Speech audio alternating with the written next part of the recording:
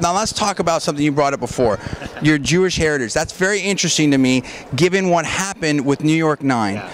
And you know, I want to hear from you, because I'm just sort of asking questions here. I have a lot of friends in the Jewish community, and it always sort of struck me as to, you know, why are you voting Democrat? You know, particularly now with this administration's policies towards Israel. Do you sense a change now in the Jewish community in terms of a possibility of looking differently at the Republican Party, and particularly here in Florida? Well, I sense an opportunity. I'm very encouraged by what I saw in New York 9, because it means that the Democrats can no longer take the Jewish vote for granted.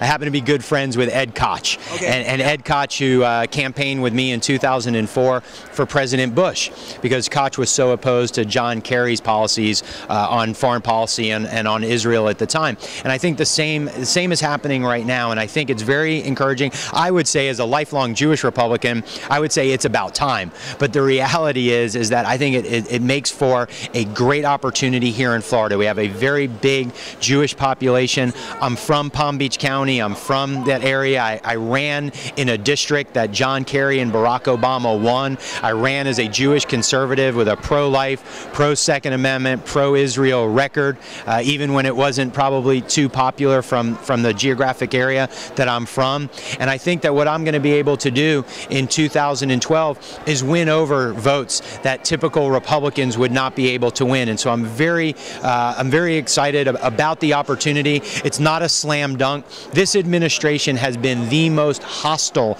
administration since Israel's existence.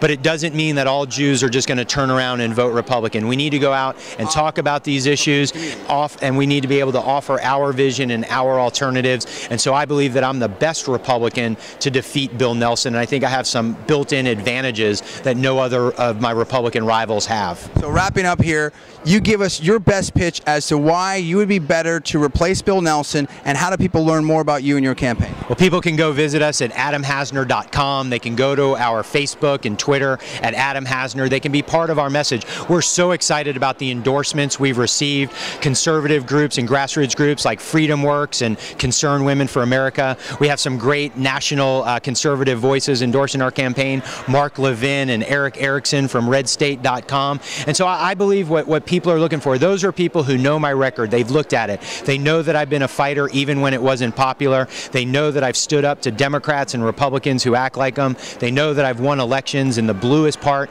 of the state of Florida. And what we need in Washington are people who have the courage to say what needs to be said and do what needs to be done even when it's not popular. I've demonstrated that. They know that. That's why they're supporting me. And I hope more people around Florida and around the country will become part of our movement to fight the status quo in Washington and help save the country. Adam Hasner, candidate for U.S. Senate. Thank you, sir. Thank you.